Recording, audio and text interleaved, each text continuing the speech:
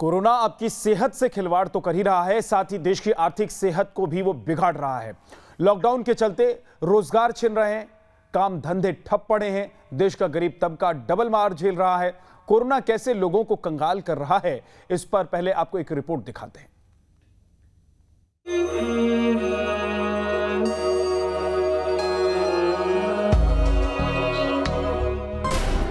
Corona काल में करोड़ों लोगों पर गरीबी की मार।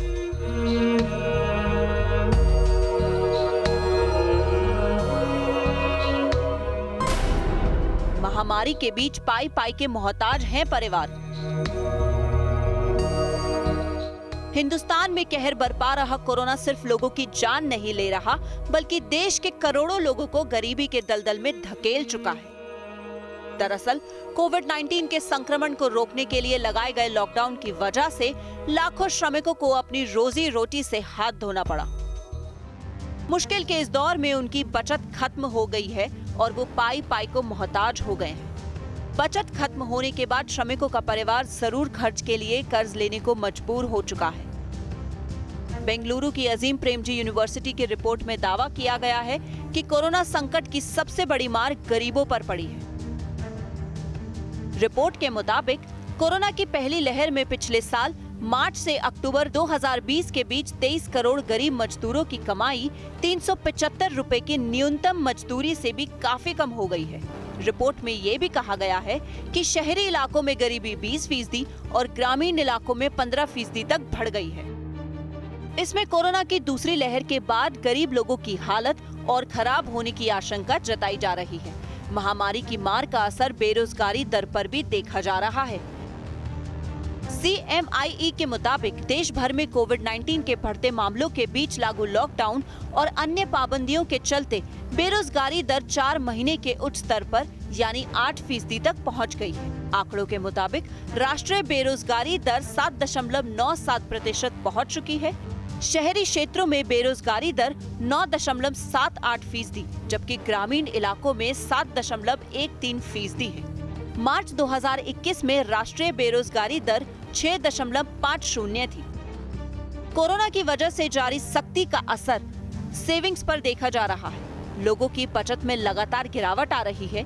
इसका सबसे बड़ा खामियाजा प्रवासी मजदूरों को भुगतना पड़ रहा है, जो कमाई करीब करीब खत्म होने के बाद परिवार का पेट पालने के लिए कर्ज लेने को मजबूर है, क्योंकि उनके पास बचत के नाम पर अब कुछ नहीं बचा।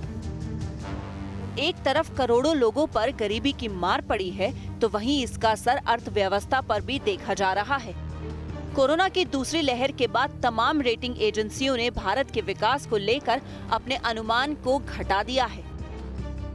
वित्तीय सेवा कंपनी क्रेडिट स्विस ने सकल घरेलू उत्पाद यानी GDP को घटाते हुए 8.5 से 9% रहने का अनुमान जताया, तो गोल्डमैन सैश ने आर्थिक वृद्धि के अपने अनुमान को घटाकर 11.1% कर दिया है। S&P ने GDP ग्रोथ के पूर्व अनुमान को घटाकर 9.8% तक कर दिया है। अर्थव्यवस्था की हालत पतली होती जा रही है। इसका असर रोजगार से लेकर लोगों के सेंटिमेंट तक दिख रहा है। हालात से डरे लोग खर्च करने से गुरेज कर रहे हैं। लोगों का हुजूम गांव की तरफ पलायन कर चुका है और जो रुके हुए हैं उनके पास काम नहीं है। कोरोना के बढ़ते मामलों को देखते हुए राज्य सरकारें लॉकडाउन बढ़ाने को मजबूर हैं, तो केंद्र सरकार आर्थिक स्थिति को बेहतर करने के लिए लगातार कोशिशें कर रही है, लेकिन हालात लगातार बिगड़ते जा रहे हैं। छोटी इंडस्ट्री से लेकर के बड़ी इंडस्ट्री इसके जद में आ चुकी है, तो वहीं छोटे कामगार जो सबसे ज़्यादा हैं यानी 90% असंगठित लोग पर इनका सीधा तौर पर प्रभाव पड़ा है। इस पर सरकार को ध्यान देने की ज़रूरत है। कोरोना की दूसरी लहर से मचे हाहाकार और उस पर काबू पाने के लिए लगाई गई पाबंदियों का असर ग्राहकों के सेंटिमेंट पर पड़ रहा है। लोग गैर जरूरी सामान की खरीदारी से परहेज कर रहे हैं।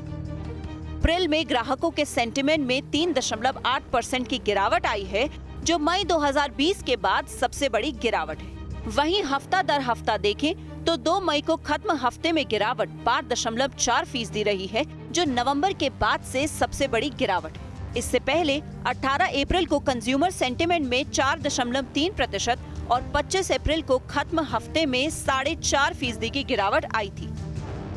कैट की माने तो अलग अलग राज्यों में लॉकडाउन की वजह से करीब 6 लाख करोड़ से ज्यादा का नुकसान हो चुका है और यही नहीं, बैंक एनपीए बढ़ने की भी आशंका है।